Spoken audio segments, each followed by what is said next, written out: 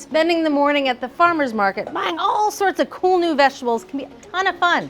That is until you get home and you realize that you have no idea how to cook what you just bought. But don't you worry, because here at America's Test Kitchen, we got your back.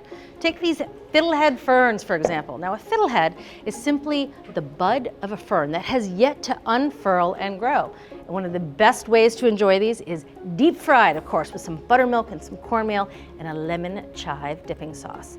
Or check out this. This is Orecchiette with baby dandelion greens. Yes, baby dandelion greens. Now, you can buy these at the market, or you could forage them yourself out in the yard or in the woods.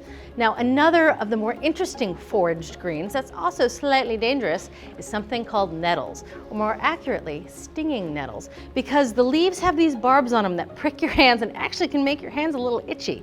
And the best way to show off your culinary courage for handling this treacherous plant is with a showstopper like this galette. The filling is made with the nettles and mushrooms and some Parmesan.